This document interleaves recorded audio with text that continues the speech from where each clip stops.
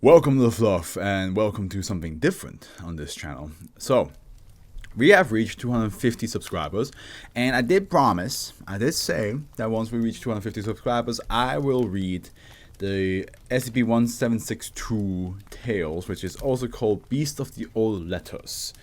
Yes, I'm going to record myself reading these now, so y'all grab yourself a snack. I have no idea how long this video is going to be. It's also going to be a bit different than my usual SCP video that you see on here. Probably a bit more edited, probably a bit more polished than my streams. But yes, grab yourself a snack, grab yourself a drink. I have no, like I said, no idea how long it's going to be. It might be half an hour, it might be an hour, it might be 2 hours, who knows. I'll set in the mood. There we go, yes. Here we go. Alright, mood has been set, and in case you're wondering, there's a Henry POV right now, so in case I have to talk to Henry, you can see what he sees now, which is a fucking idiot. But that doesn't matter. Let's get started, shall we? I need to also get something different than my phone for that. That looks really weird. But yeah, let's go. Beasts of the Old Letters. You hold everything working on this side. You hold in your hands the paper keys, the keys that can unlock fantasy. When I first discovered this wondrous land, I could scarcely believe everything before me, the spiraling and floating mountains that reached so high that the rings of clouds were still below them.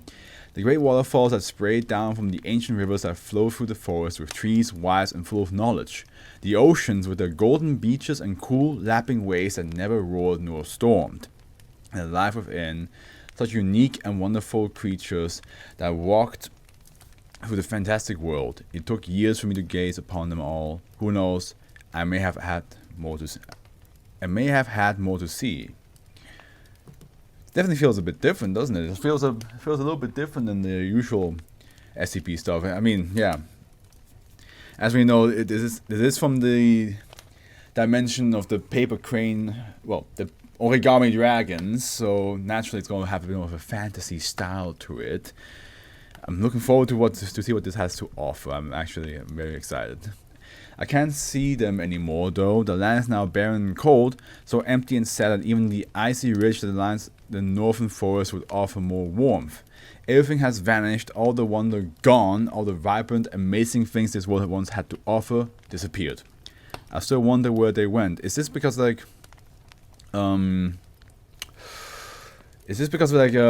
we did in the story in the SCP log where they didn't help and they were constantly asking for help from the Foundation? The Foundation was like, nah, why would we do that? Because you know how they are. So now everything's ruined. I doubt I will ever know. All I do know is that I have my books, my stories, and the memories that are already beginning to fade away as I grow aged and alone in an old man's mind that still believes a long-last fantasy may return.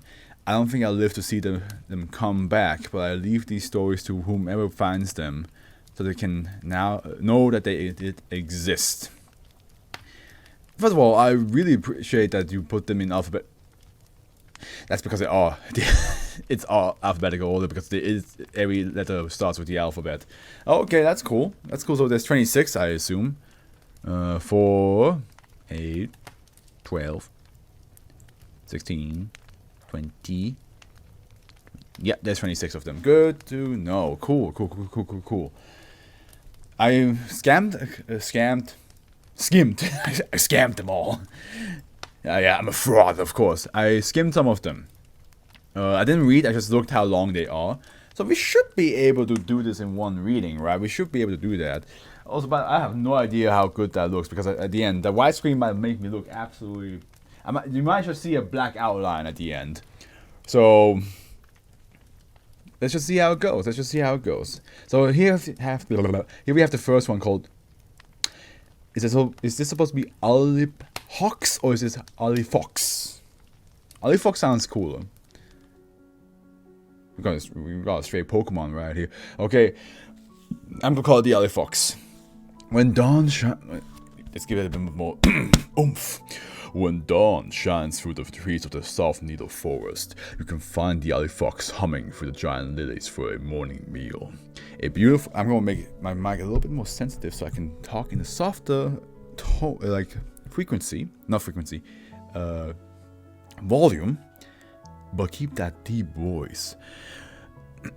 A beautiful two-headed bird, slightly larger than a full-grown man, with downy rainbow feathers that quiver ever so slightly as they run through the warm morning breeze. The Aliphox has 4 wings that are more akin to an insect than a bird's, but they blend seamlessly with the back of the creature. They are jeweled and delicate, and they catch the early rays in such a way that they glint and shimmer. That sounds gorgeous, I will say. You know what? I'm going to keep the sensitivity normal, but I'm going to move the mic close to my face. The Aliphox heads each board a single large crest with changes color from one bird to the next, which changes color from one bird to the next. Their eyes are round and a deep purple, their beaks gold and slender, and the cry of an Aliphox is sublime, a smooth, crisp and echoing warble. The heads take turns as they call out, one rising, one falling, one rising, one falling. Aliphox eggs are pure white until the chick comes close to hatching, during which they will turn vibrant shades of pink, green, blue, and gold. The chick is no larger than a hand and, like any other infant bird, naked and blind for weeks. The first coat of down is white as well, but as it grows older, colors will show through layers upon layer until a full array of hues coats the bird. That sounds pretty gorgeous, gotta say. I like that so far. I had the great privilege of seeing an Aliphox nest myself after many years of exploring the Soft Needle Forest before I had to rely on the records and drawings from the dragons. They are built on the ground, nearly as wide as a dinner table, interlaced with the branches of the thorny ivy to keep predators away from the chicks. The interior is matted with tufts from the downberry bushes. Indeed, the berries themselves are brought back to feed the young too. Of course, I could only marvel a few precious minutes before the parents returned and proceeded to fiercely chase me away for a good quarter of a mile before they turned back to their eggs. Nonetheless, I felt a great deal of happiness knowing I had witnessed such a rare sight with my own eyes. Already sounds pretty dope to me, gotta say. That's a good start. If all creatures are like this in this world, I would have. I don't want to be put in the Foundation world ever, because that shit, I'm gonna die, okay? I'm gonna definitely perish the first 5 seconds I live in that world, because something's gonna get to me. Something will. Absolutely. I may be fast, but are things fast in the speed of light in this thing? Maybe not that many, but you know, there's a couple of things that are super fast in this world. But if you just send me into the Beast of the Old Leather, like the Tales, the SCP-1762 world, I'll be down. If you want me just to go explore, and I have a group with me, I have a team with me, who are professional explorers, adventurers, and all I gotta do is document stuff, count me in. Count me the fuck in. I'm in. Bumpkles. I'm out. I am out. Never mind. You see that shit? That thing goes. Nah.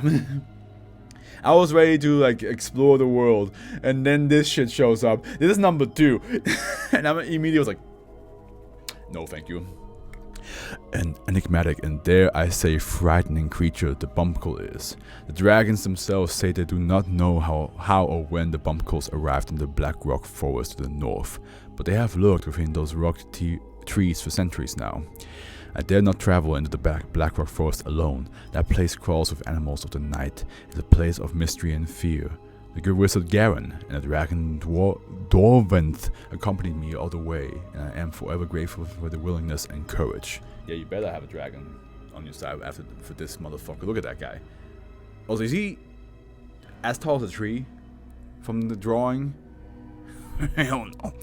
As the Black Rock Forest loomed nearer, I began to remember tales of Bumpkle encounters. Some poor, brave soul who went exploring alone, when the Ashen Trail was not yet made. What dreadful and terrifying experience they must have been. Half a mile under the trees and the sunlight was already almost completely blocked out. We relied on the soft glow of the carpet moss and ranked mushrooms. The mosquitoes were vicious to the wizard and I. Another 15 minutes of walking, and we saw our first Bumpkle. Or, to put it more accurately, Bumpkles. 5 of them, all hunched over as they crooned over a carcass. From the dim glow of the plant life, I could see the muscle of what may have been a wattle grunt. All of us halted, afraid to disturb the creatures. Easily 30, even 40 feet tall. These shit are tall as hell. A single clawed, bird-like foot and leg that rose all the way without any other limb or torso until it connected with the head, a giant rounded thing covered in thick, matted down. The 2 enormous eyes that shone like moons, casting light onto the dead wattle ground and illuminating the dead creatures more than I would care to see. They say the eyes of a Bumpkle hypnotized and put the unfortunate gazer into a state of shock and terror. Had we not immediately frozen, they may have turned to us as well. A Bumpkle has 2 mouths, one giant seam hidden beneath its hairy head, full of thin, needle-like teeth. The other is underneath its foot, the toes acting as teeth that clamp and fasten on the flesh as the inner ring of jaws greedily bites off bits of flesh. The sound that the Bumpkles were making was atrocious. We stood there silently for the next half hour. By the time the Bumpkles began retreating to the dog, the wattle grunt was unrecognizable, a pile of cracked bones and entrails. The dropper flies began falling from the branches of the trees above to pick up the few remains. We followed the Ashen Trail back into the clear, where a flood of relief greeted us. I would not return to the Blackrock Forest again for years. Absolutely correct, you shouldn't. And it looks like we don't even get to know what a wattle grunt is, because I was curious. I was looking at it said wattle grunt. I was like, is that the W? But no, the W says Watchers of the Waning Moon. So we don't even know what a wattle grunt looks like. But we just know whatever it is, the Bumpkle eviscerated it. They destroyed it. It's not even a former shell of what it looked before. It was absolutely horrendously destroyed and eaten. And then what was it? Dropper flies. Another one that we don't get to see. That's crazy. There's actually a bunch of creature more in this world. And I do like that. I do like that the story is just indicating that these creatures that we're reading are just a couple. They're not all. So, builds the world a little bit. Okay. Well, I don't want to meet a Bumpkle. I changed my mind. With the Aliphox, I was like, hell yeah, I'm down. And with the Bumpkle, I'm like, nah. Charm Changers. What in the hell? Okay. More akin to a spirit than an animal, Charm Changers nonetheless have a special place in the fantastic lands, and so I have included them in this book. With this intense curiosity and a near limitless variety, Charm Changers can be found in any place so long as magic exists there. In their base form, they resemble wisps of pink, yellow, and orange light, just like the lights I have right now. Sometimes looking like a human child, sometimes no more than an amorphous blob with 2 round eyes. They are very pure beings and have an intense attraction towards material used in spell casting, with a particular regard for books and scrolls. As such, Charm Changers have been revered as a guardian of magic shops, libraries, and ruined spots alike. Visitors and creatures of such places would be wise to leave a small offering of some sort in the Charm Changers, usually consisting of a story, a carving, or a runestone.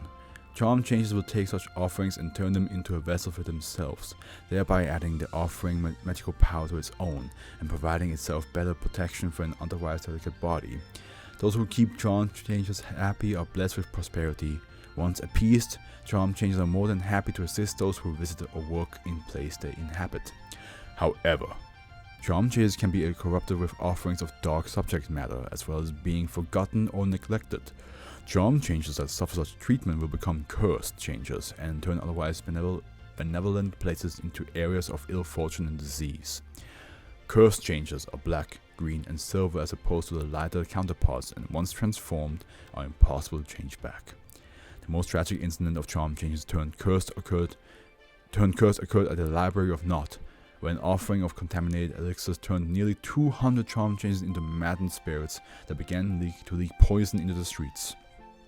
The dragons were forced to burn down the entire library, incinerating the charm changers, along with hundreds of scripts and books. Ay, that's a shame. Even though I'm reading a lot of SCPs, I wish I would read as many books as I used to as a teenager and as a child. I have really neglected reading books, and I'm a little bit ashamed of myself, you know? A little bit ashamed of myself, because I feel like reading is such a good activity. It's such a good hobby to have. It increases your fantasy, it increases your imagination, it increases your knowledge. And so I can fully understand the pain of like, oh shit, they burn down books. It's like, there's so much knowledge, there's so much material that, yeah, there's probably copies, maybe, but it's still like it's still a shame. And also, the charm changers, they were probably like really nice to them and really friendly and assisting, but then the whole thing happened where they became curse changers, and yeah, it's like it feels like you killed a bunch of like tainted innocence, basically, right? Like, because the charm changers before were like, oh, like they sound almost like children, but then once they become curse changers, like you just have no way to turn them back, which is bullshit. It's so cruel that they can become bad but not become good again. It's a shame, but what can you do? What can you do? Okay, drop of dwellers. Oh, no pic. This is the first one without a picture. Okay. At the edges of the coral flats and bountiful cliffs where the seaside take a plunge in the cooler waters, parts of drop-off dwellers float and bob lazily in a peaceful slumber. They are shaped like a teardrop that grew immensely swollen on one side with a small pointed tail that does little in terms of moving its enormous body. Dwellers rely more on the current to move than themselves, going for months at a time without food until drifting back to the fantastic lands, easily up to 80 feet long. There are two distinct species of dwellers. The dwellers of the coral flats possess distinct growth on their heads, which are actually colonies that have fallen and become affixed during feeding times. Coral dwellers are a light blue color with lighter rings dotting their backs. Cliff dwellers are a mottled brown with much more numerous blue spots. Their tails end in a clump of streamer-like skin flaps that ripple and twirl as the dweller slowly moves through the water. The dwellers come to the fantastic lands once a year, corals during the spring and cliffs in the fall. At the coral flats, dozens of dwellers lie side by side at the drop-off edge, where together they inhale huge amounts of seawater, sucking down the old, dead, and leftover remains that accumulated over the winter. When they are done feeding on the debris, the reefs are once again new and ready to begin a new cycle of life. On the bountiful cliffs, the dwellers spit out water high into the air at the fruit trees above, freeing hundreds of heavy trees from the burden and into their mouths. Life below also rely on the falling fruit for their final feast before winter comes, when they either must go on a long journey to warmer waters or wait it out in hibernation. Regardless of which season, drop-off dwellers play a key role in making sure the coasts of the fantastic land stay vibrant. That's beautiful. That's beautiful. These are creatures that they're assigned to each season, not each, like 2 seasons, and they're making sure that that basically the circle of life goes on, right? They're just making sure that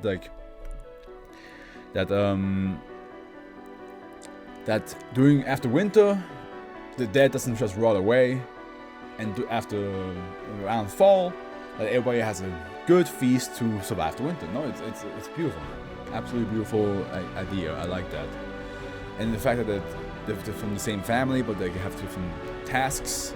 No, pretty cool.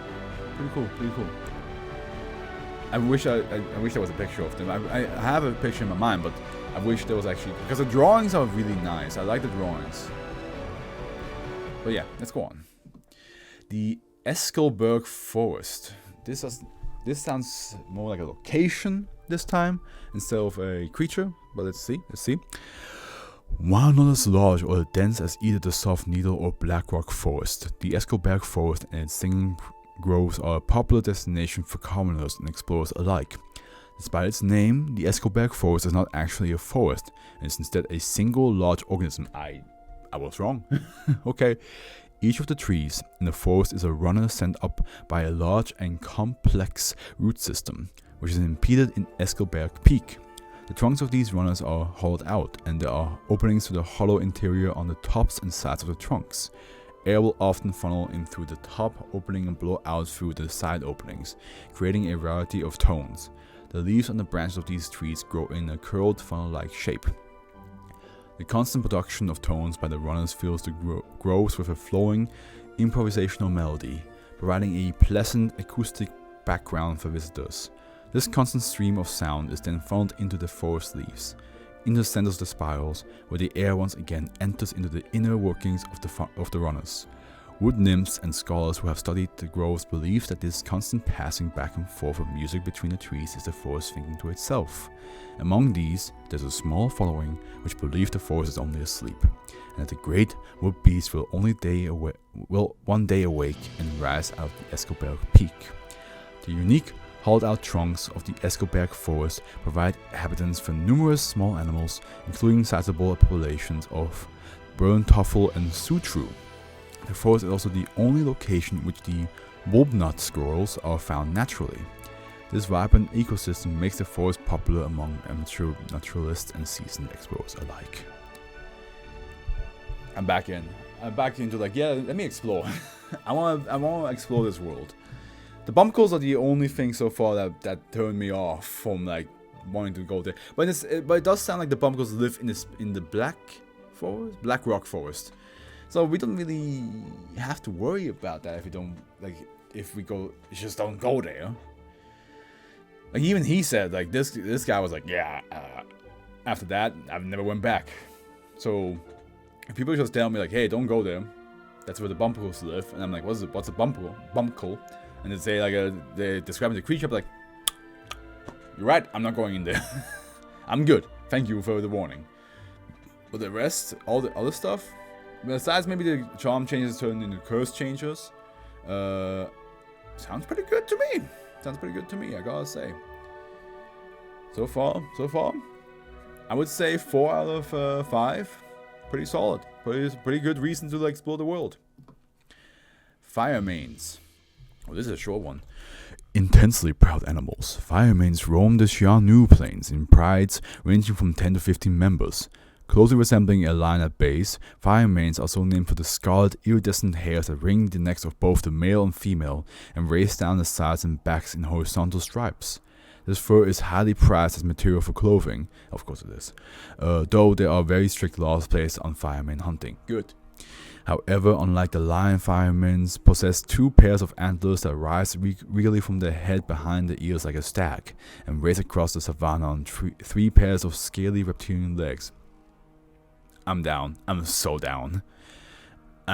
I'm so in right now. Firemanes love the thrill of the chase while in pursuit of prey, often purposefully letting the prey go. Should they catch it too quickly, while some may say this game of catch and release is cruel, it is nonetheless a fascinating spectacle to see as the Firemanes become a flaming blur on the grassy fields. Oh my god, yes. While not hunting, they can be seen racing each other, and if approached with caution and presented with respect, others being such as wizards, elves, and even dragons. A lucky few have been blessed with the fortune of even riding them. Oh, that would be so cool. A magician I knew named Jiang told me his account of riding a fireman he befriended years ago. He said at first he held on for dear life as the beast took off, but as he gained his hold, it was an exhilarating and unforgettable experience as he and the fireman raced through the night sky. They almost looked like a comet flying along the ground. This coolest creature so far.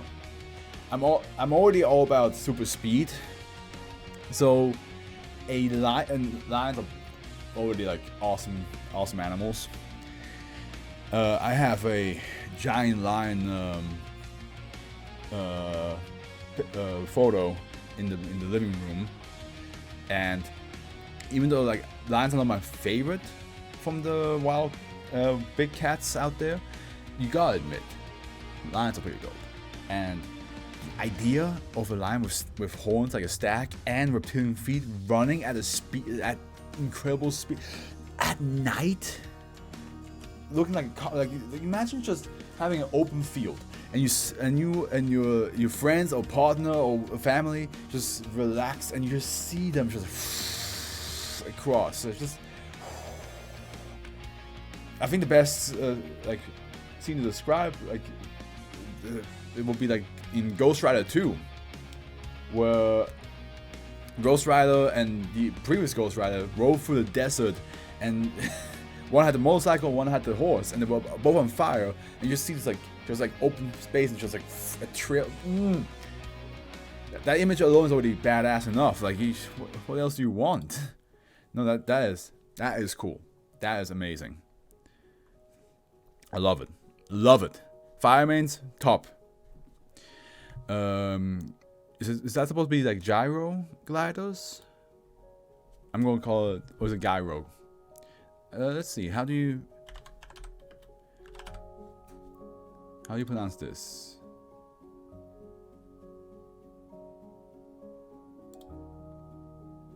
I don't have volume. Yee, as if you're about to say the word year. Yee. Okay, I guess it's Euroglider. Huh. Okay, well, let's call it Euroglider, I guess. Or gyro. I think I'm just gonna call it Gyroglider. I think it has nothing to do with anything in our world, so I'm just gonna call it Gyro. A type of newt-like creature native to the beaches and cliffs of the Southern Sea, gyrogliders are unusual for amphibians because they possess fully functional wings, or something close to them at least. These wings resemble long, webbed fins that can open and close like a fan when the gyroglider contracts and relaxes its muscles. There are two pairs stacked directly on top of one another, with the bottom set slightly longer.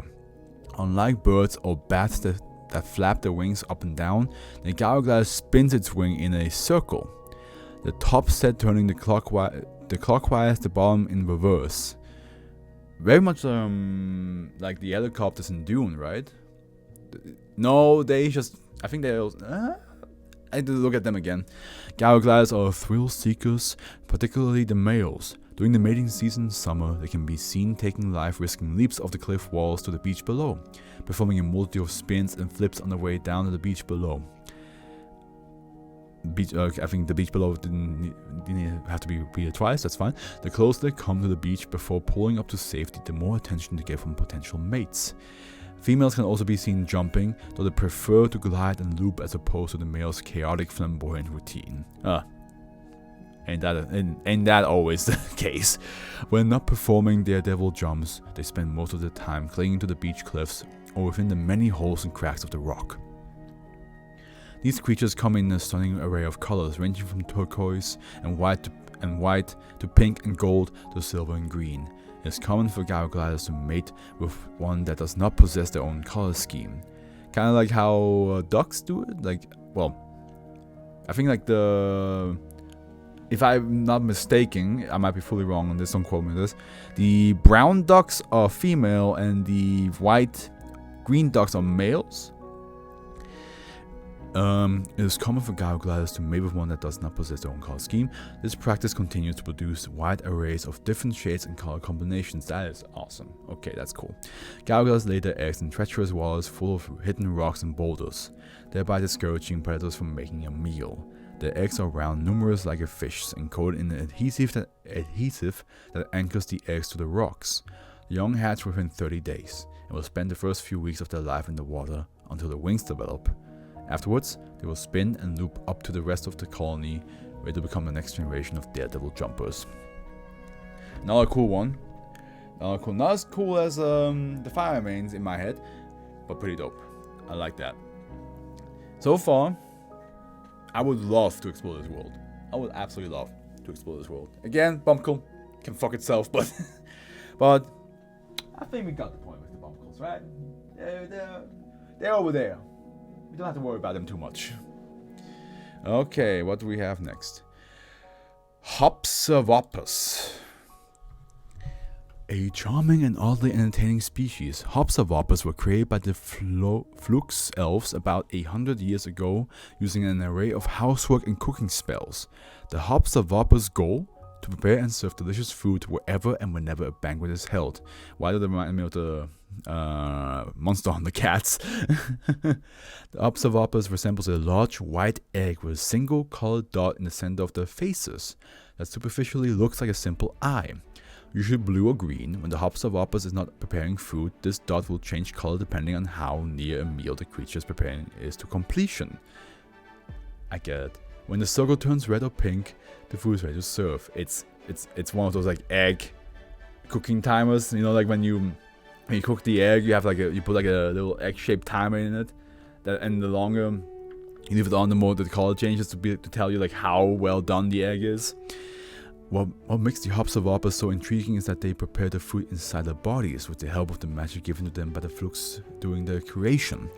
When Hopsavopus have finished making food, they crack open to reveal the meal inside, which can range from steaming piles of meat and delicious bowls of soups to beautifully arranged fruits and desserts. Once the food is taken, the Hopsavopus closes again without any harm and goes back to preparing food as needed until a feast is done. Hopsavopus move around on a single human-like foot that's the same wide as their egg body. If in the middle of making a meal, it is not uncommon to hear the Hopsavopus present humming a soft, cheery tune as they open and close. It is also not uncommon to hear the sounds of jostling metal coming from inside them as they move to and fro. It almost sounds like the Hopsavopus carry a multitude of cooking supplies and utensils inside them. However, not even the Flux elves know what goes on inside the Hopsavopus body. Though, given the deliciousness of the end product, the Hopsavopus magic is a treat for anyone who is invited to a Flux banquet. Absolutely. And man, I'm so in. This is so good. This is I'm ashamed I didn't read this when I read 1762. But at the same time, like people on Twitch chat were like saying like it's going to take me a while to read through it all. And I'm right now 30 minutes in, reaching the letter I. So I can see why, but in the same time, I kind of wish we read it on stream. But we got this now. So, special video. Crack the neck. Stretch. All right, let's go on with Eeyore. like a donkey. As a certified zoologist, it's my job to venture into any and all regions in the fantastic lands to discover new species.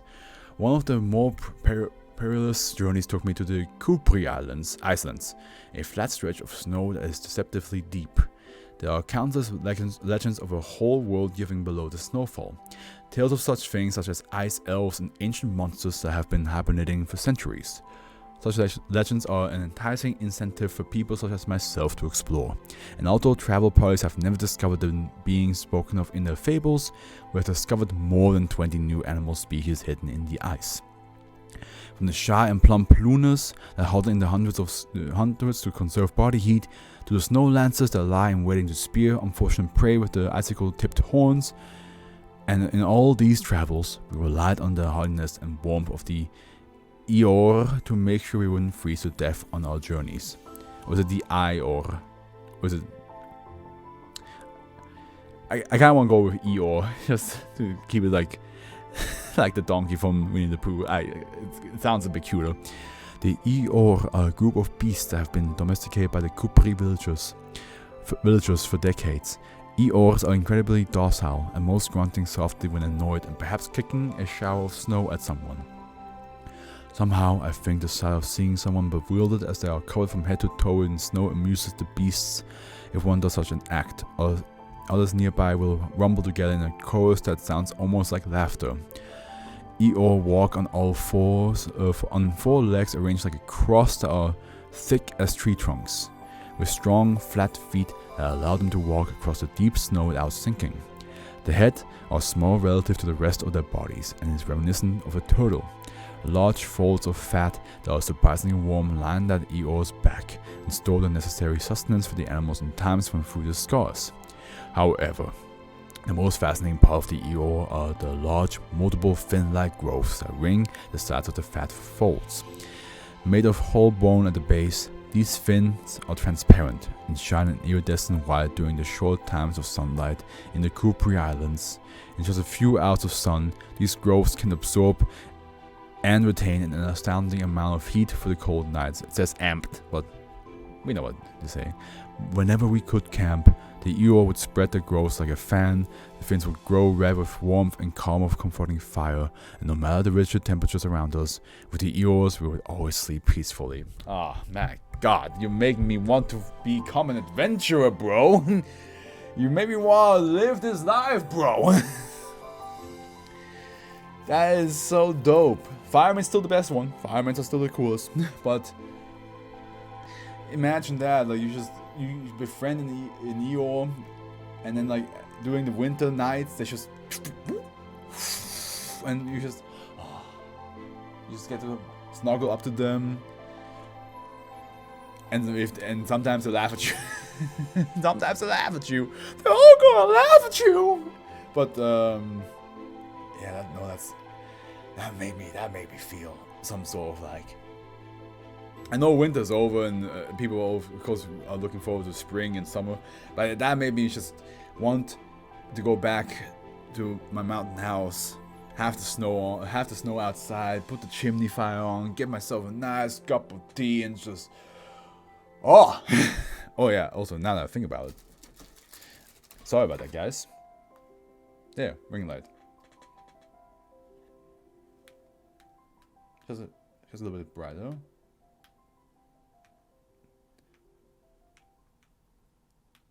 Come on. Work with me, hit that finger. There we go. Alright.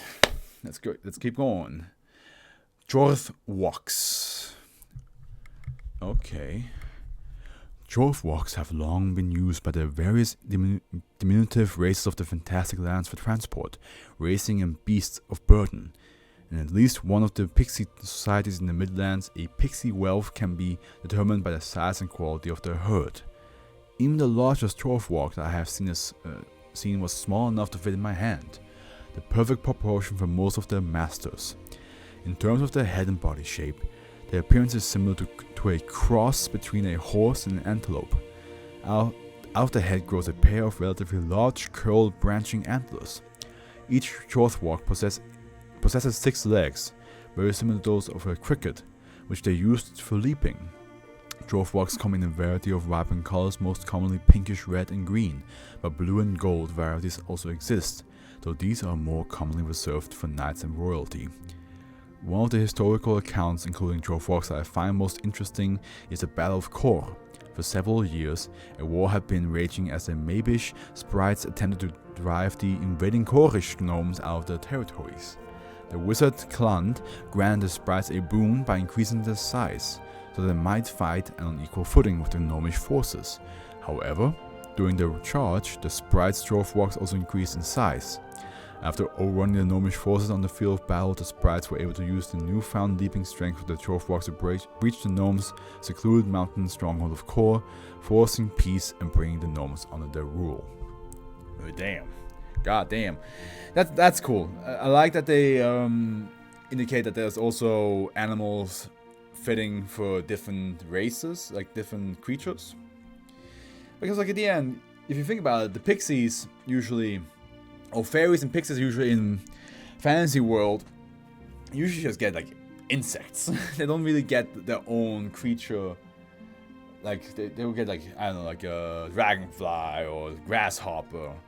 But the fact that they actually got some sort of horse-like creature, which still has insect quality to it with the legs, shows that like, hey, this world not only has fantastical creatures, but even the race are way smaller, have their own herds of creatures that they have to deal with or take care of. Which I'm like, that's nice, you know.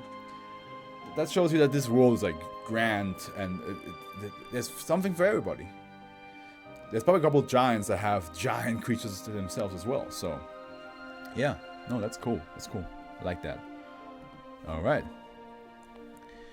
Kirafr Dorshards. Approximately 200 years ago, in the Second Dwarven Empire of the North, King Kirthik IV commissioned a massive treasury to be constructed within Mount Kirafr in order to house the kingdom's supply of gold. On the southeastern face of the mountain, an enormous door to the treasury was placed in the cliff face. This door was enchanted to only recognize and allow members of the royal court into the treasury. Unfortunately, King Kirthik and his builder had not anticipated the battering rams and catapults of the northern giants. Yeah, that might be a problem. That might be a big problem. A big fat problem. While the Kirafr door was shattered, its many fragments retained parts of its enchantment. Each shard took on its own personality and name. The shards are capable of projecting their thoughts into the mind of their holder, usually in the form of images, songs, tales, and conversation. The shards can also communicate with each other if they are in close enough proximity, and two holders which are close enough together can hold a conversation of thoughts through their shards. Following the break of the door, the Kirafr shards were collected and dispersed throughout the fantastic lands. In many places, they were cut, polished, and sold as exotic jewelry. In other places, the shards were treasured for their eccentric and curious personalities and were used by artists as muses of inspiration. I myself carried a Kirafr shard companion named Hathut with me on a necklace for several years. Nice. That means you always have somebody with you. You always have somebody with you on your adventures. You're never really truly alone because you have a piece of of a shard that communicates with you, gives you inspiration, gives you advice, allows you to communicate with somebody telepathically. That's dope. The fact that like a creature came to existence through an enchantment and then it got destroyed, that's pretty dope. I like that. It's basically a man-made animal. Well, man, is it really an animal though? It's more like a mechanism, right? It's more like a robot almost. Because like I feel like the moment like making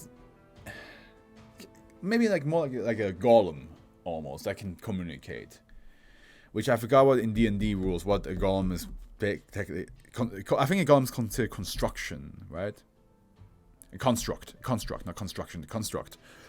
So I think the Kirafr door shards are a construct, and they have the minds of their own, a sentient construct. So, no, that's cool. You're never alone, as he said. All right, the lightning struck Titan. Oh, this is probably the longest one so far. I'm going to do a quick check with my phone to make sure it's all good. Because I'm not sure like if it's probably going to be an hour and a half of reading, so I'm not sure how space-wise my phone's going to hold up.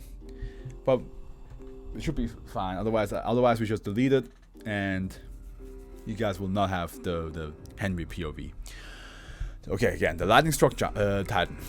It is a mercy to all of the fantastic lands that the lightning struck Titan only awakens with the passing of Mamarov's storm every 300 years in the southern jagged mountains of Kor. The beast resembles a beetle or hermit crab with a dragon's head, covered in a Goliath pyramid of stone and dirt that accumulates over its 300-year slumber. A huge crumbling, spiraling tower resides on its back, built by the same sorcerer whom the storm that awakens the beast is named after. Mamarov came to the fantastic lands 2,000 ago, in a search to build a place where he could practice and perfect his art of weather spells. The jagged mountains proved ideal to him, with their isolation and formidable appearance.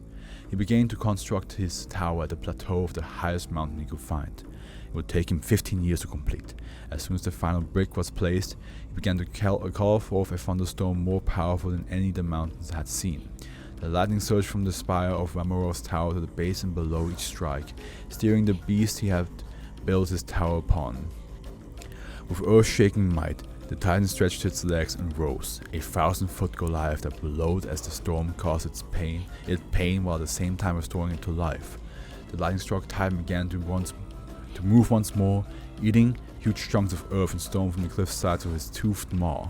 And all the while, the storm ragged above its back, following the Titan as it lumbered through the jagged mountains.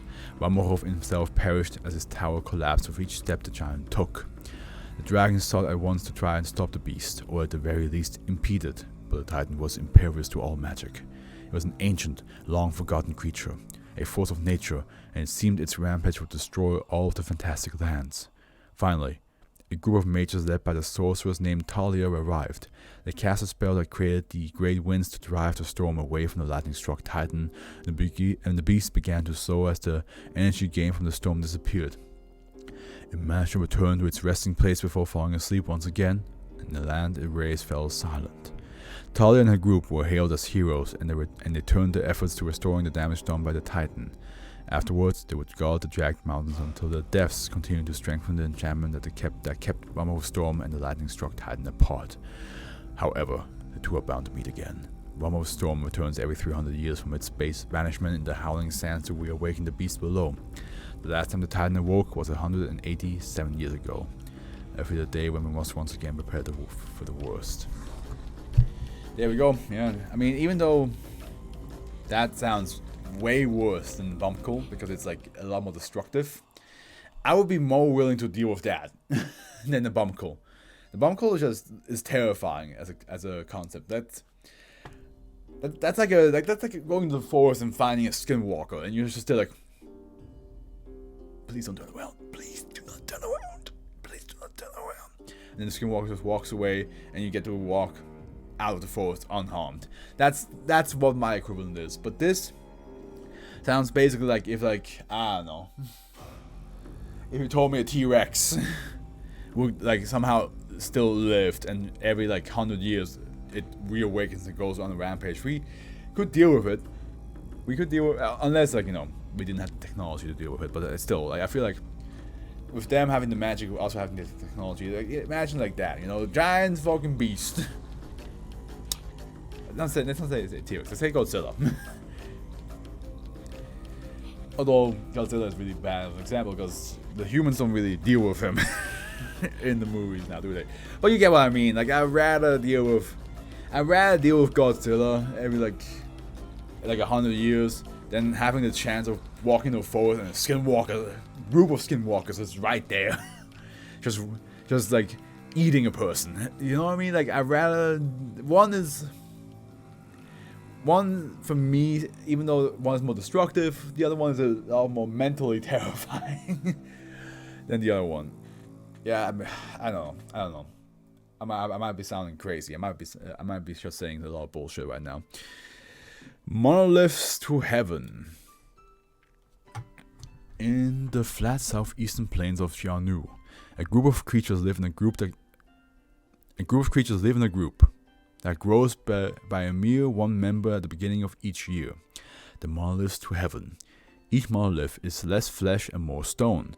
Made of obsidian, they are shaped like rugged ellipses, with a singular large hole running through the top portion like a downward staring eye.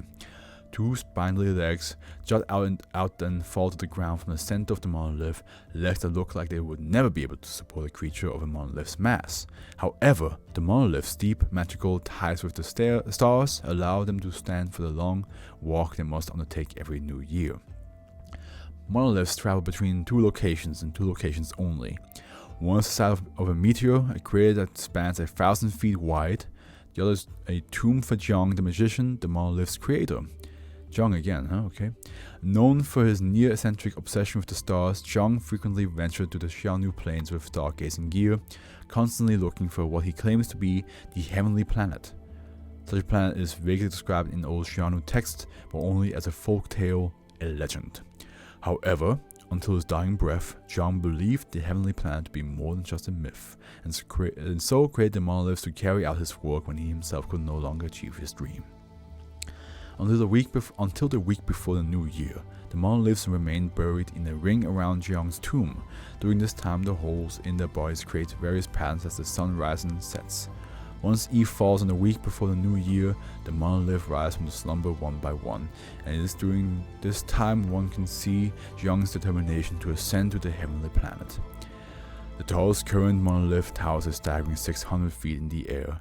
Each following monolith is 50 feet shorter for a total of a dozen.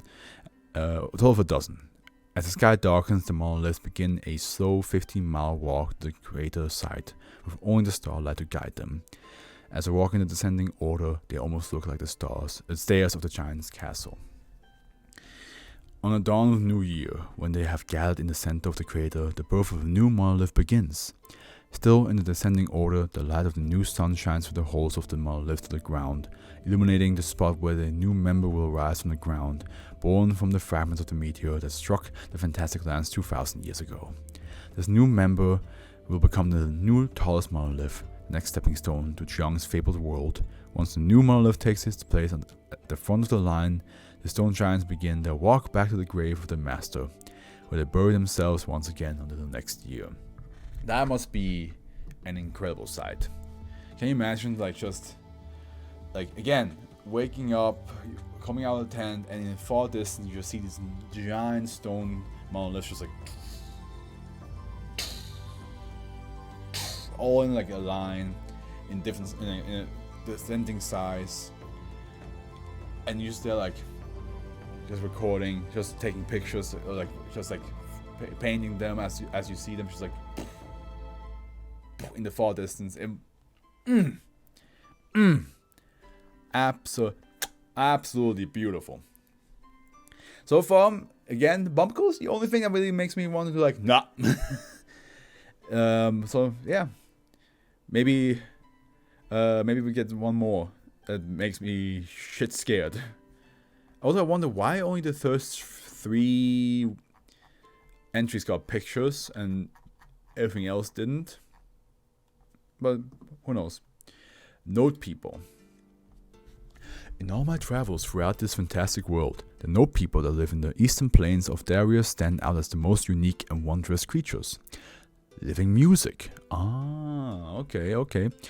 Created 200 years ago when a sorceress called Eliana sought to create enchanted musical instruments capable of producing the most beautiful sounds ever heard. Instead, she created the Note people. As a spell intended to make a symphony progress, the ink and notes inscribed on the enchantment papers quite literally flew off the parchment and began to coalesce in a swirl of sound and symbols. They took on the shape of the creator, creating the first Note woman.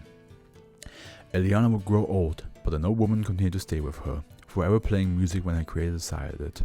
Eliana would create dozens more of its kind before she died at an age of 152 years old.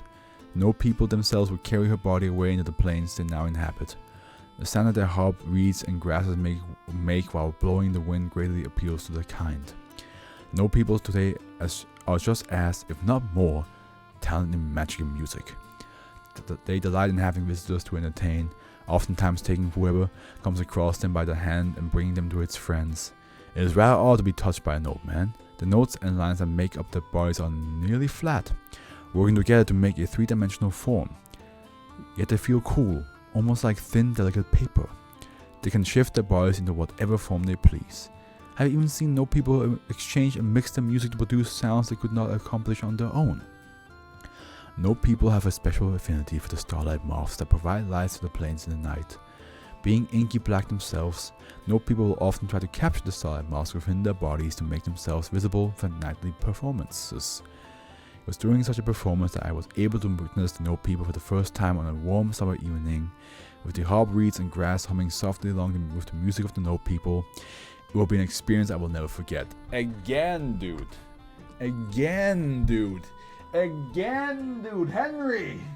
Henry, my god, this world sounds fantastic. Note people, that the first image that came to my mind is Skypiea, when Luffy and the gang dance with the wolves in the giant campfire, having a good time. That's the vibe they give me. Just having a good time, creating music, wanting to communicate with you, want you to have a good time yourself.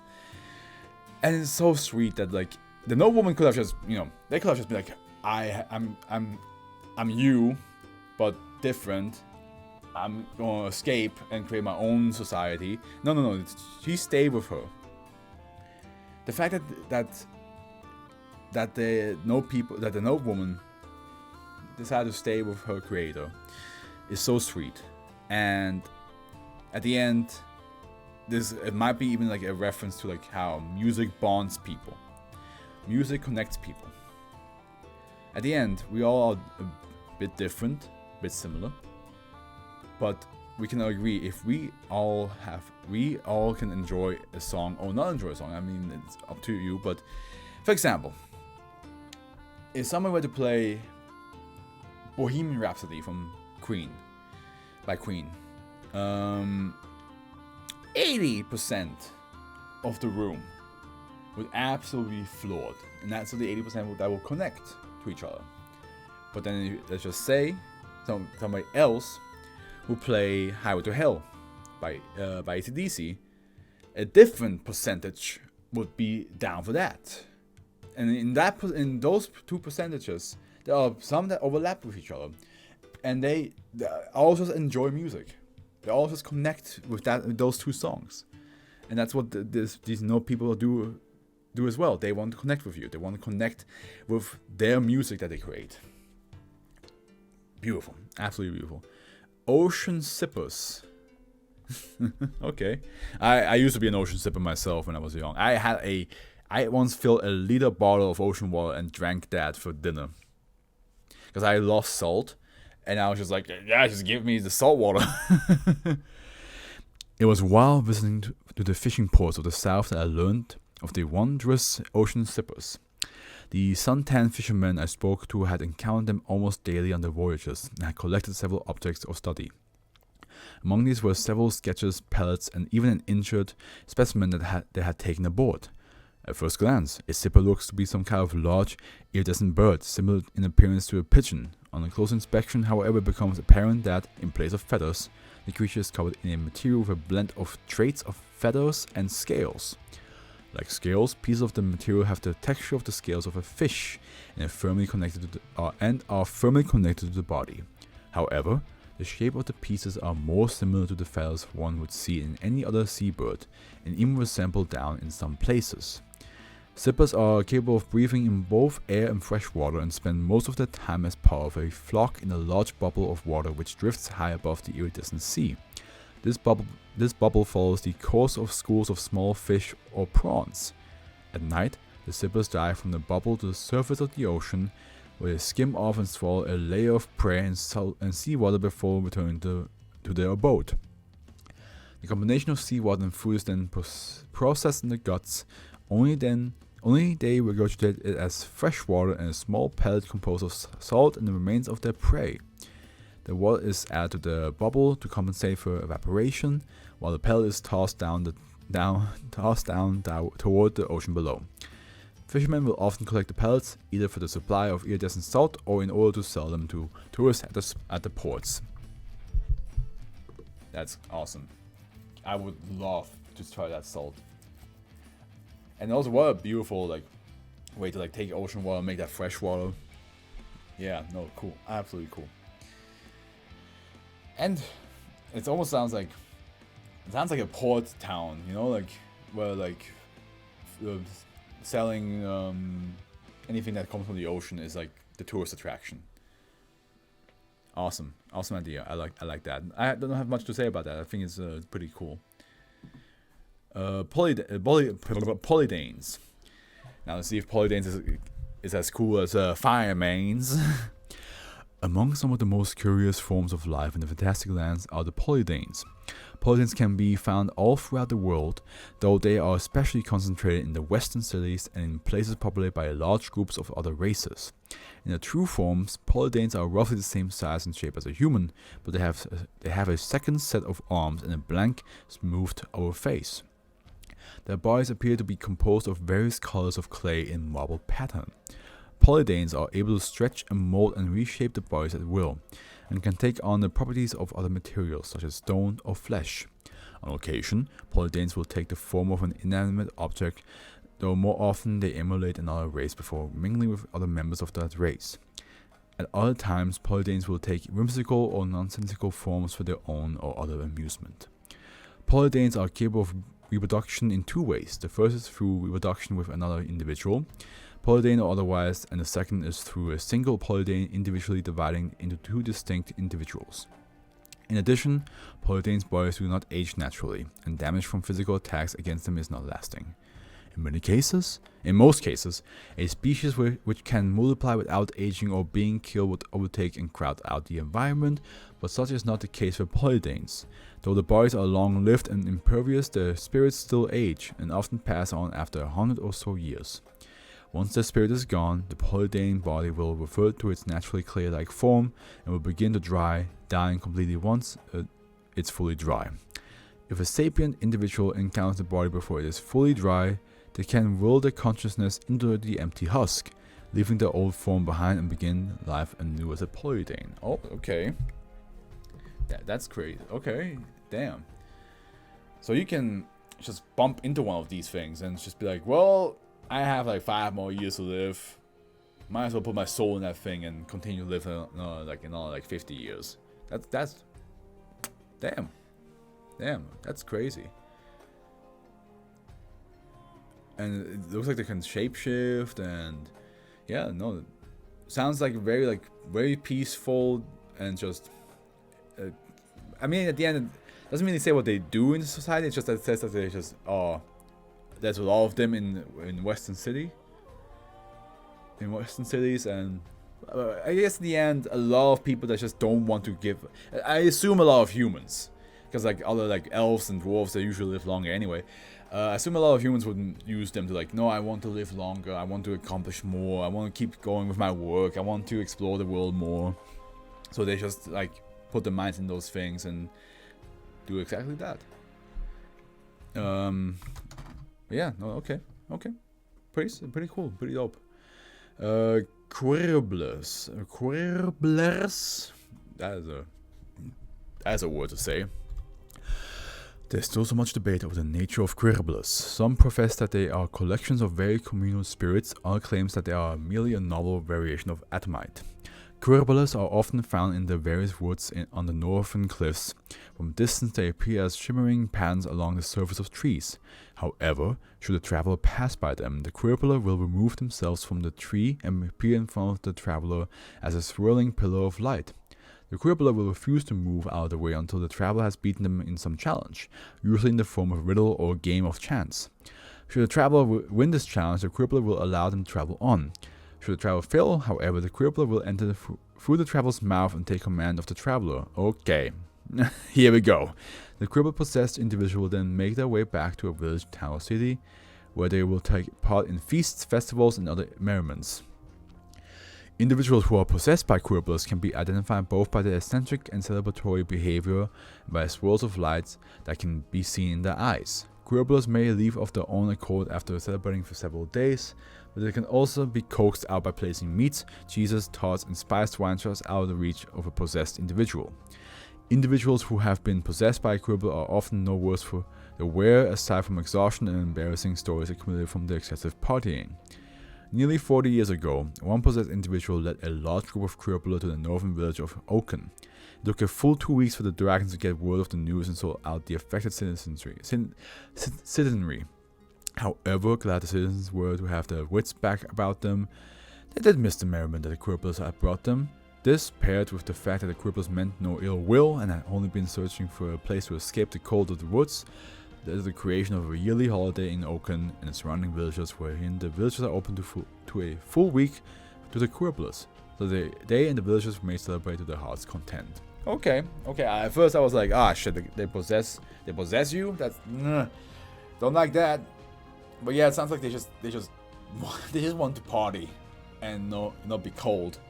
So it's nice that the Oaken, because like the Oaken villagers could have just been like, yeah, that was weird, and we'd rather not deal with them ever again.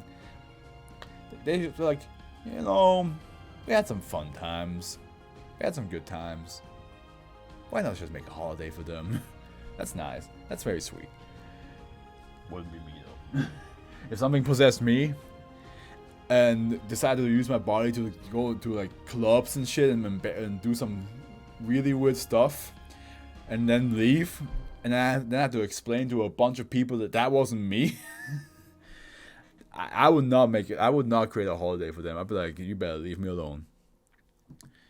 Ruyablords. Partially named for the distinct deep bubbling they periodically make to sustain their levels of buoyancy, Ruyablords are immense jellyfish-like creatures used by merfolk throughout the fantastic lands in constructing their undersea homes. Anywhere from 1 to 500 feet in diameter, at the bell, Ruyablords may look like jellyfish apart from the large, simple, almost horse-like head that matches the same transparency and jelly-like state as the rest of the body. But unlike jellyfish, the tentacles do not contain any poisons, and are actually more or less vestigial growths. Ruyablords are primarily filter feeders, to some extent photosynthetic. The bell is an enormous air sac that keeps the Ruyablords suspended in the water. Air is taken in and released through a circle of small tubes near the base of the bell. At night, they glow through a soft cycle of translucent turquoise, pink, and green. Merfolk are well known for their pickiness when it comes to decorations, always wanting to find a balance between structure and aesthetics. To complement the calming iridescence of the Ruyablord's back, the merfolk take items such as discarded abalone shells, glass corals, and pearls bunches as building materials, constructing beautifully elegant towers. As they continue to build and live on the Ruyablord's back, the Ruyablords get to eat any scraps that float off the mercities. Depending on the clan and location, Ruyablord cities can have anywhere from 10 to over 40 of the gentle giants filling together. With the right spells, land dwellers can journey with the merfolk on the sea and enter an almost otherworldly realm of soft rainbow light as fish, whales, and merfolk alike swim around and within the Ruyablord metropolis. Aww. My mother is deadly afraid of jellyfishes. I'm not afraid of them, but I did get stung by one. So I don't really, nobody really has a good relationship with jellyfishes, but I do think jellyfishes can also be really beautiful. And Ruyablords, yeah, that sounds like a really mystical sensation to be on the water and just the light hits you and the rainbows hit you and there's a whole city inside them. Yeah, no, that's pretty dope. Pretty fantastical is the right word, I would say. Oh, we're getting near the end. I don't want this to end, but at the same time, I've been reading for an hour and 10 minutes now. Well, 8 minutes, but yeah. I hope they eventually add more to these because these are fun. Sunstealer is a long bitch. Okay. Years after the close brush with the Bumpkles. Okay. I will make 3 more ventures in the Blackrock Forest. However, on the 4th journey, I was in search of one creature in particular. The fabled beings known as Sunstealers. Said to be as tall as the trees themselves and black and cold as the starless night. Heavens know why I would actually want to intentionally go looking for them. The dragons once again sent help with me, this time with a young sapphire dragonling named Tyria, and a wise steelback named Ziira'lasp. Before leaving, Darren ran up to us with a last-minute gift as well, a potion that would turn us dark as the Blackrock Forest so that the creatures hiding within could not spy us as well as we invading their home. Darren himself would not dare accompany us again. I do not think any less of him for doing so. Yeah, same here. Same here, brother. Same here. The trip to the Blackrock Forest felt different this time, colder, like the creatures expected our return and were gleefully waiting to strike as soon as we stepped foot into their lair. I suspected it was just nerves, though as we passed through the rugged line I could not help but begin to have second thoughts about coming back. As the first Blackrock shrubs came into view and the new moon cast darkness onto the ground, Tyria, Shanty, and I took out Garen's gift and each took a drink from the bottle. It was like having a barrel of water from the glaciers of the ridge forced down your throat, but when the trails passed we could tell Garen's work had been done. We were all still able to see one another, but each of us looked like a reflection in slowly rippling water, a camouflage to shield us from whatever lurked in the trees. We steadied our minds and once again went into the ashen trail. Sunstealers were said to live deep within the Blackrock trees, where the air itself feels like floating pitch and slightest sound echoes like the cracking of 1,000 bones. We journeyed for what I think was 2 days. All the while the ashen trail grew less and less pronounced, and the darkness became overwhelming. More than once Jonny suggested we concede and turn back, but I was stubborn and Dmitriy was eager for adventure. We pushed on. Hopefully that this doesn't backfire. I hope to God this does not backfire, Henry. On the 5th day, Jonny spotted something. A patch of darkness, even more ominous than the surrounding black. A darkness that rippled and seemed to ripple and churn. I knew at once we have found a Sunstealer grove. It was well off the Ashen Trail, though we knew that we must step off the path. Dmitriy was the first to go forward. I'm slightly ashamed to say I was the third. The trail grew frigid as we came closer. The silence all-consuming, but still we pressed on. After moving a mere 20 paces, we were soaked with sweat, near collapse. But we made it, and we waited to gaze upon a Sunstealer with a mix of terror and excitement. None came. Waited for hours, and the creatures never appeared. It was maddening. Time slipped away. On the 3rd day, Jonny finally told us to go back, and with hearts heavy, provisions low, and minds fogging, we relented. And as we neared the clearing back into the rocket path, the Sunstealers appeared. The old scriptures were true. Tall as the trees, like a shroud woven from the black sky, a smooth white depression for a face, 2 black expressionless eyes that looked on us like a child about to curiously crush an insect, an ebony crown that flew above their head with long slender points, and above the crown an orb that looked like a star, an orb that made me realize why the Sunstealers were so aptly named. The crown seemed to suck the light from the circle, the glow changing from white to grey to black as it reached the crown's base, but it didn't end with the stars within the crowns. A little light that snuck through the trees would drag to them as well, the black leaves withering as they lost what little sun they could live from. The creatures living with them fleeing or falling dead at the creature's feet. Dmitriy died. The Sunstealers enveloped her in their cloaks, and when they moved away, she was nothing more than a weathered skin. They parted as if telling Jonny and I to leave, as if we had paid the price for the mercy of one life. We stumbled away, and when I looked back, they were gone. The Ashen Trail was overrun with new black rock plants as if they had never existed. That was my 4th and final visit to the forest. Without the Ashen Trail, the dragons themselves have refused to go back.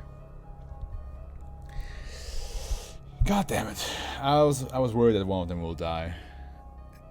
And yeah, it looks like, of course, the one that was most eager for the adventure died. Man, that sucks. Also, the image is pretty creepy. It's like almost like this. I don't know. I have this like Mandela catalog, like stretched bodies and faces as an image, but like the little like crown of like illuminating. Well, not even illuminate. Well, it's bright, but like it sucks in the like the light, almost like a ring light. But instead of like it brightening up the room, it just takes the light away. That's how I imagine it, and yeah, it's creepy.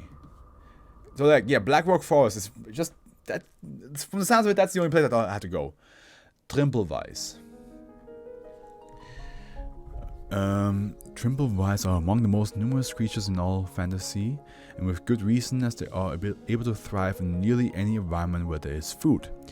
Outwardly, Trimplewise begin their life with an appearance similar to that of a mouse, though without a noticeable tail and much more rotund.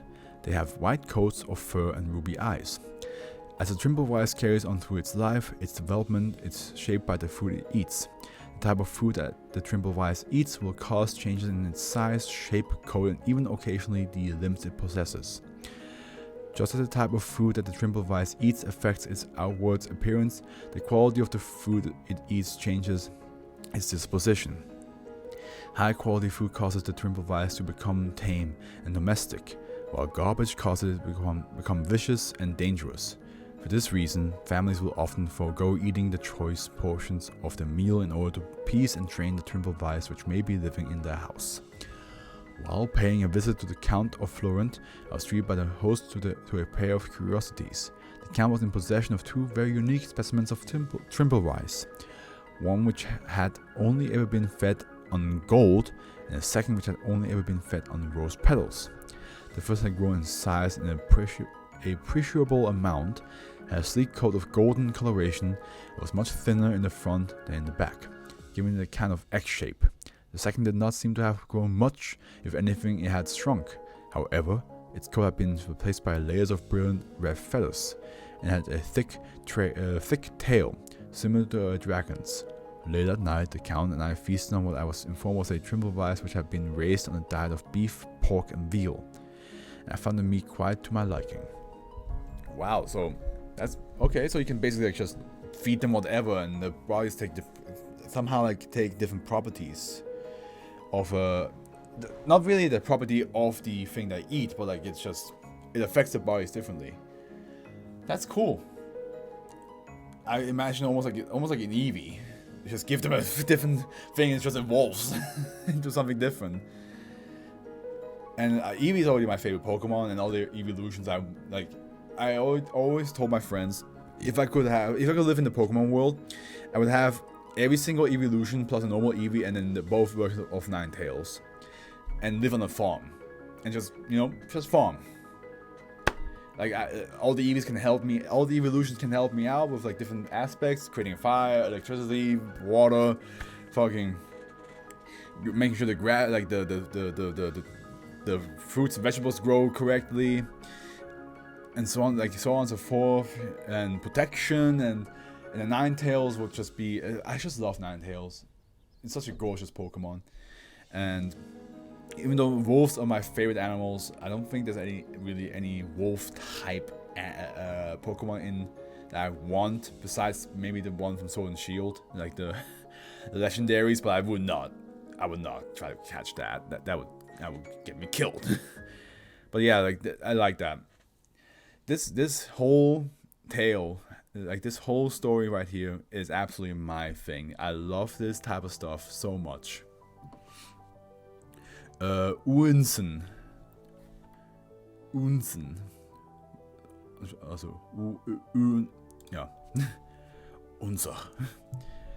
The Uons, or maybe it's like the Uensen, is one of the most exclusive creatures in all fantasy. I feel that I have little to report on it, as in spite of all the evidence of its existence, no man, dragon, elf, or dwarf has made a clear observation of it. There's even still doubt as to whether the Uensen is a single beast or an entire species. These unknown elements only add to its intrigue, which is why I have included it in this collection.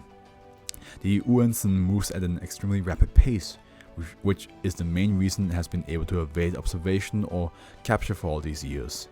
It also seems to know instinctively where its hunters are looking, constantly moving out of sight or hiding behind secluded cover. It never seems to leave behind any hair or scent, only its footprints. Reminds me of the Sonic monkeys from Kakai Sensen. Just like they're so fast you can barely see them, or not even see them to begin with, because like they don't really allow themselves to be seen. The trail of prints that the Uensen leaves are highly unusual and are the only aspect of the creature's existence which can be readily observed. The prints are composed of a single large circle above the sides of a deer's hoof, with two smaller circles at the sides of it, and another two circles behind it. Once made, a large jet of steam will rise out of each print, mixing with the morning mists that are present when the Uensen is most active. Interestingly, the arrangements of the prints may change over time, and have indicated at different times that the Uensen has anywhere between 1 and 12 legs. Yeah, no wonder it's fucking fast. Just speeds by. Speeds by Sonic the Hedgehog. Too fast for the naked eye. Sonic the Hedgehog. Sonic, you can really move. Sonic, he's got an attitude. Yeah. But yeah, that's what it feels like, right? It's just so fast you can't keep track of it. 12 legs is also, damn. The fact that I wonder if like a baby Unsen trips over its own legs. It's just like goes like super fast, trips, and just like who knows? We'll never know, because they never found one. They never seen one. They only saw the footprints. Venthril. The Venthril are a group of creatures that inhabit the jagged valley about the 3/4 of the way along the trail to the Black Rock Forest, also known as the winged Bumpkles. No, As the winged bumpkle, the windthrill does indeed resemble the towering monopeds in the Blackrock Forest with its round, hairy head and mouthful of needle-like teeth, but they are in fact entirely different species. Windthrill do not possess feet, instead of using their large claw bat-like wings for both flying and climbing through the cliffs of the jagged valley. As it glides, a long tail lined evenly with 3 to 6 balls of fur similar to its head trails behind, producing a soft whistling sound as the wind passes through the hairs. Though windthrill are not above devouring travelers or other animals unfortunate enough to cross them, they are actually predominantly fruit eaters. Specifically, they eat the fruit of the maroon trees that are strong enough to grow on the sides of the cliff's faces. The fruit of these trees look exactly like the head of the windthrill, round and covered in fiber, and so residents of the Fantastic Lands have taken to calling it windthrill fruit. A bit weird that they eat a fruit that looks like them. While not particularly tasty to most in the Fantastic Lands, to the windthrill these fruits play an invaluable role in their reproduction. A female windthrill will swoop and snatch a number of fruits off a tree while pregnant, and puncture a single hole in the fruit's hard outer shell. From there, it regurgitates an infant windthrill no bigger than the tip of a finger into the soft innards of the fruit before flying off. The fruit both serves as protection and food for the juvenile windthrill until it's strong enough to break free. That's actually a really cool idea. As an equivalent of an egg. Up until recently, people thought the similar look between the windthrill and the windthrill fruits was just a coincidence, though it now seems the fruit plays a larger role in developing windthrills than previously thought. While exploring the jagged valley, the adventurer Galbion was attacked by a pregnant windthrill and only escaped by throwing his pack of guya melons behind him, which the windthrill immediately took and deposited eggs inside of before flying off. Galbion, intrigued as to why the windthrill birthed its young in a non-native fruit, stuck close to the guya melons until the windthrill hatched. To his and many other zoologists, when he brought the windthrill back, shock, the creatures bore the same bright pink and green coloration as the guya melons, along with tough spikes lining their bodies instead of the usual hairs. I thought so. The reason why the moment they mentioned like, oh, it's important in the growth of the baby, I thought like, oh, the baby doesn't hatch out of it because the shell is too hard. It's just the shell becomes its like outer skin or like an armor almost, or like whatever fruit they are in is basically what the body will consist out of. After this discovery, a brief boom in experimental windthrill breeding occurred, with successful births in fruits such as coconut, pumpkins, and daradara cones. However, people soon realized that these windthrills suffered from terrible sicknesses as they matured, and died painfully shortly after. Nowadays, to prevent the exploitation of exotic hybrids, as well as fear of damaging the natural breeding process, experimental breeding of windthrills is illegal, and there are severe penalties inflicted on anyone who tries to entice a windthrill to birth young in anything other than the windthrill fruit. Man, the laws on their side are more organized than on our side, I gotta say. They're like, oh shit, they die because, like, you know, the other fruits are not the natural fruits that they grow up with. Yeah, let's make it illegal, and and anybody who does it will have severe punishments. While on all sides, and I know there's a couple of thousands of you, and I love them, but pugs should not, you know. I know there are a bunch of people that love pugs, and a dog is a dog. You should love the dog no matter what they are, who and what creature what species they are. Yeah. But at the end, pugs should not have existed to begin with, and a lot of the pugs just, you know, they suffer. Not all of them, but a lot of them. So we should have like just stopped. The moment we realized like that, yeah, this is not a good thing for the dog. They are suffering. They literally are falling apart as they grow older. We should probably stop doing this. Now we are, but like we took a long time. We took a long ass time. Watchers of the Waning Moon.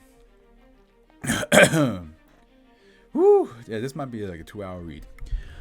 Once in a while, I will come across a creature that I feel I will never truly be able to understand. The Watchers of the Waning Moon are such a group, shrouded in mystery and practitioners in a strange and surreal act that even the dragons cannot explain. Watchers live in the brush of the eastern plains, only appearing at night. They have the head and front body of a white stag, with thin, fine antlers adorned with moon lily buds. Some say the antlers are not horns at all, but actual moon lily plants that have sprouted and rooted to their heads. However, due to the Watchers' cautious nature, no one has been able to prove one theory or the other. The back end of the animal is the tail of a serpent, long, smooth, scaled, and pearly. The tip of the tail ends in a single large moon lily, which, like the flowers on the Watcher's antlers, will remain a bud until the moment of the Watcher's death. These creatures are intensely shy, fleeing and vanishing in a cloud of mist should someone spot them. The only time they show themselves is during the time of the waning crescent of the first moon, during which dozens of Watchers will gather at the plains thicket and undertake a ritual unlike any other. When the waning crescent of the first moon is highest in the sky, one Watcher from these present will step forward and begin to climb and snake their way up to the trees until it rests on the top of the leaves. These below begin to rock and circle in rhythm, their movement along the ground creating strange and perplexing patterns, all the while they hum in a low bass-like chorus. As the patterns increase in numbers, the moon lilies on the tail and antlers of the Watcher atop the trees will begin to open. Once the lilies are fully bloomed, the Watcher will let out a long, drawn-out cry before pushing off and jumping high into the air. The lilies will begin to release wisps of pollen, and the Watchers will inexplicably continue to rise like a flying snake for hundreds of feet, continuing to ascend towards the moon. However, as soon as the lilies' pollen is spent, the Watcher will cease to rise and plummet to the ground. Upon impact, the broken body of the animal will dissolve into a mist, which rises and dissipates into the night sky. All other Watchers will appear to sigh and fade, clouding the thicket with the same mist until they all disappear. Afterwards, the only evidence of them ever being present are the strange patterns they drew upon the ground. When I asked the librarian dragons Pariin and Luthana about the Watcher's strange practice, they told me they can only guess. There are several scripts that provide a theory to the Watcher's behavior. Some say the Watchers believe that Waning Crescent is one of their own, an individual that has attained transcendence in the heavens, and the creatures on this earth are attempting to join it. Indeed, the crescent resembles an arching snake. Other scripts believe the opposite, that the creatures see the moon as a Watcher trapped in the sky, and that in jumping they are attempting to grab it and bring it back down. Either way, it is fascinating but thoroughly enigmatic insight into the Watcher of the Waning Moon. Whatever the reason, they show no signs of stopping their ceremony. I wonder if they will ever realize that the moon cannot be caught. Listen. If their willpower is strong enough, they might be able to make it one day. They might be able to get in the moon and then realize, like, wait a minute. This ain't one of us. Or who knows, maybe the moon was the mother. Maybe the moon is actually one of them. And you all think it's just a moon. Maybe you're all wrong. Did you think of that? Huh? Last three. And I want this to end, but I also do want this to end. Okay. Xargars. The Wulin dwarves that live within the same caverns just miles from the ridge are known for their unmatched talent in metalworking and gem cutting. Indeed, the geothermal caves which they have made their home in are abundant with rare metals and gemstones, and accounts for nearly 40% of all jewelry traded through the fantastic lands. Any piece made by the Wulin is a fine treasure to possess. During the mining in the steam caverns, the Wulin began to notice that carts of gems would return to the surface with fewer stones than originally loaded. Though at first confused, they quickly found a creature mixed in with their gems that was indistinguishable from the stones except when it was feeding. The Xargars. Xargars start their lives looking similar to stones such as geodes or agates, with the outer skin covered in a sturdy shell that looks exactly like rock. Within this shell is a mishmash of tissue and organs. Xargars can spout small red tentacles for locomotion. As they move, a row of microscopic teeth scrape minerals and organic matter from the steam cavern's floor and walls. As they grow older, Sargars begin to abandon feeding on organic matter and turn slowly to stones for food. Much to the Woolen dismay, gemstones were the Sargars' favorite treat. After ingesting the crystals, Sargars incorporate them into the outer shell, where they grow along with the rest of the creatures, as if they were a part of the body itself. The older a Sargars grows, the deeper it tunnels into the earth to find more bountiful feasts of jewels. Eventually, they resemble giant slug-like creatures covered in countless crystal growths. Dozens of small, stubby legs carry the Sargars' body as it skitters along the ground. Although at first considered a destructive pest to the gem trade, the Woolen have since been domesticating Sargars as both a pet and a business helper. As it turns out, Sargars shed crystals that grow too large. These discarded gems are collected and sold as they are, or further cut into an array of jewelry. Different Sargars have different preferences for what jewels they ingest, so the Woolen are sure to keep scouting for further varieties of Sargars to subspecies. During my last visit, I saw magnificent specimens of ruby, opal, and even diamond Sargars in Woolen care. The good dwarf Lair gave me a beautiful fire opal that had fallen off one of the creatures, which I now carry in my travel bag wherever I go. Reminds me a bit of the I forgot what they're called in Tears of the Kingdom. There's an animal that you can feed the luminescent stones, and they would then poop out the minerals like diamonds, rubies, opals, sapphires, and so on and so forth, and topaz.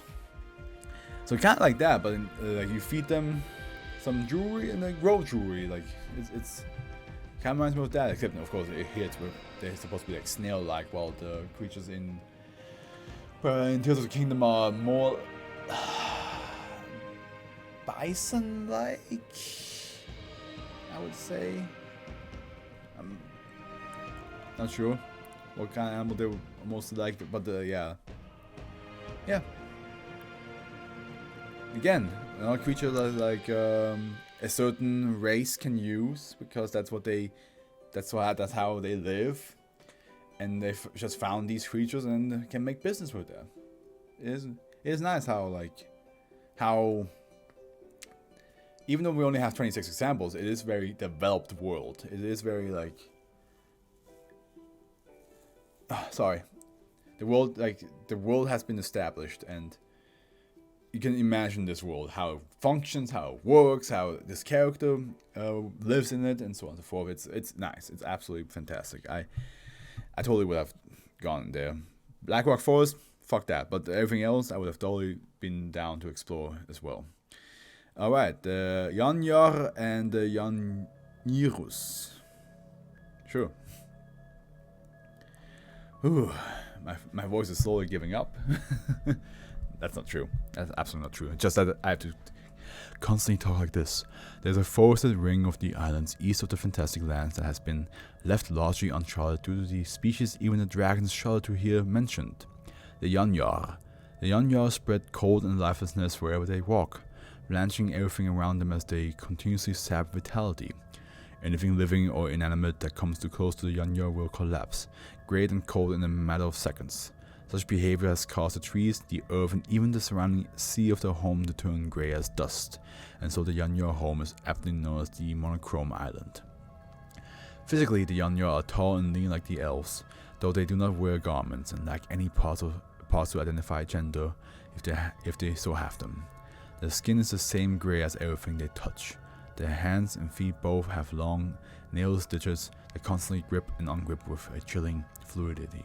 However, the most distinctive and chilling aspect of the Yanjar are their faces. A bulbous, smooth head far too large for a body of their thinness, with squinted grey eyes that appear disturbingly human.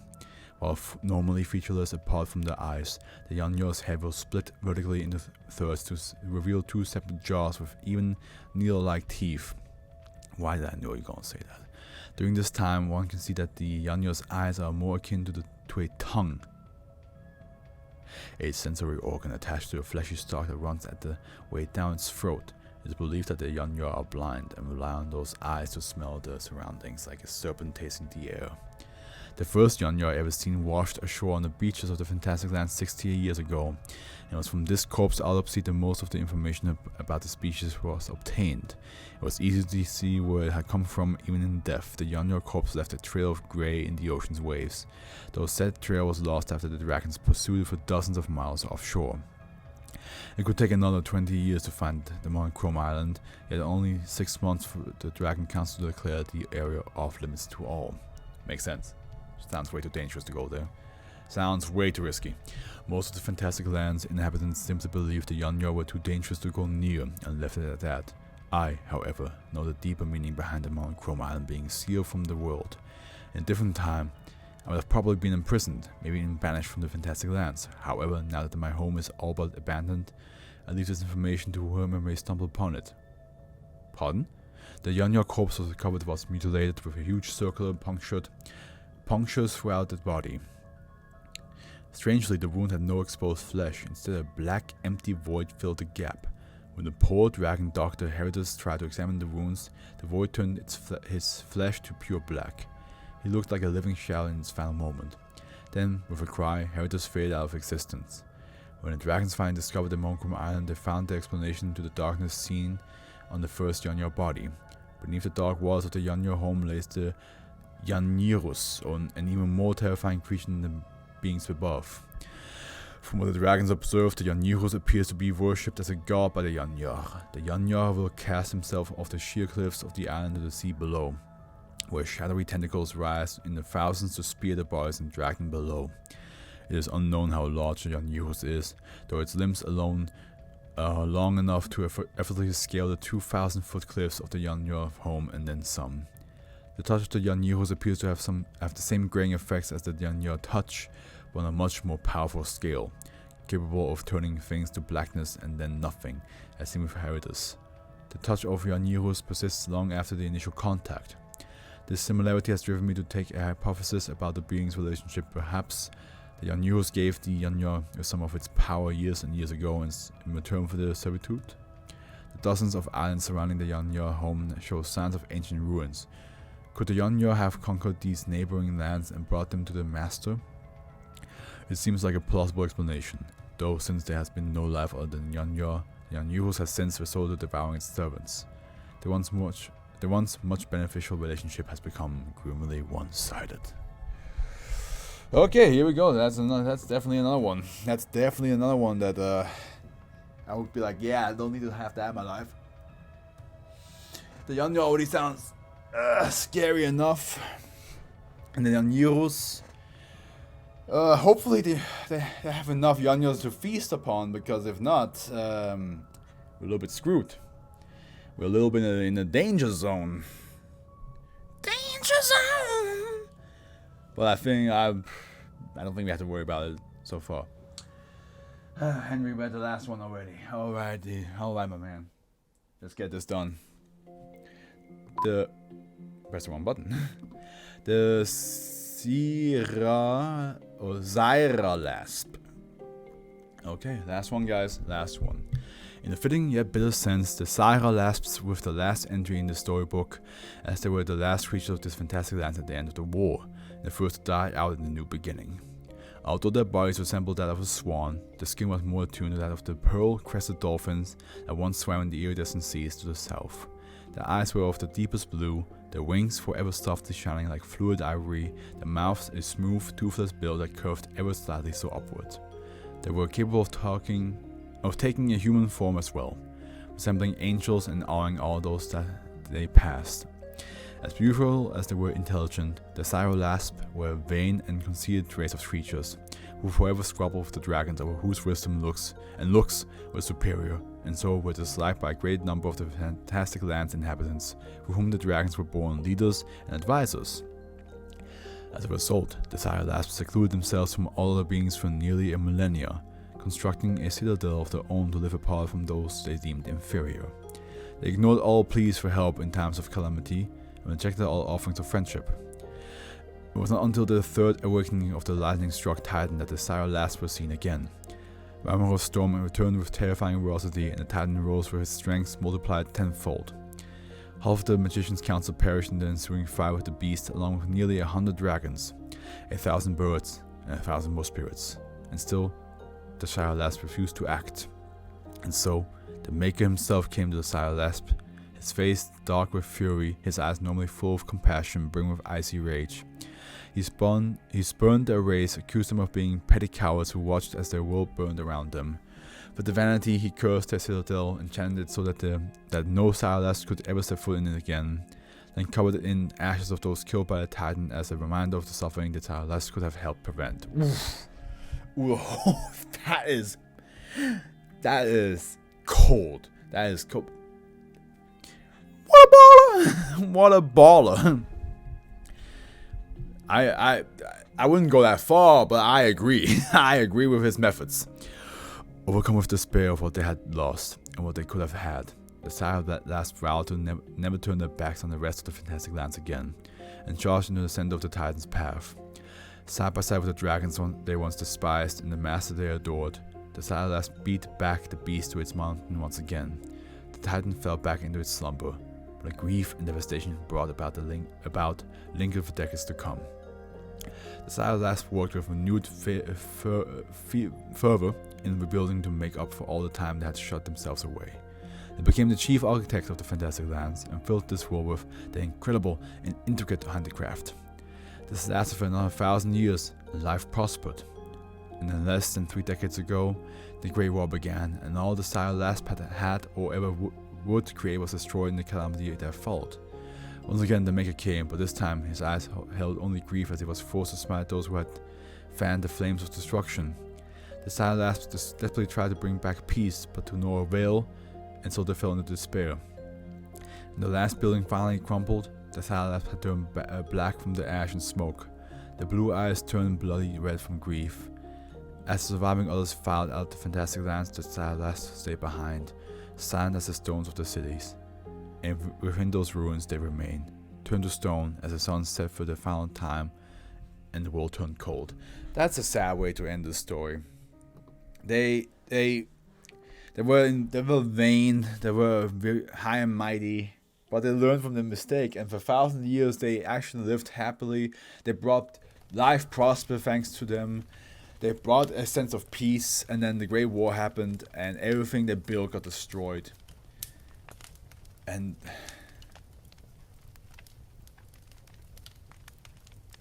yeah, but now we also heard about the Maker. So is the Maker supposed to be like their god, basically?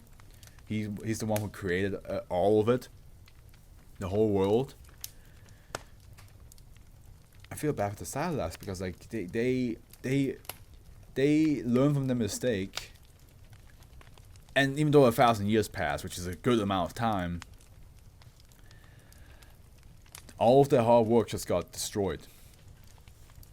And there was nothing they could do. There was nothing anybody else could do. So now they just died with the creation. This was awesome, guys. This was actually really cool. I hope we get to see more of this in the future. I mean, it seems the last edited was like 2 months ago.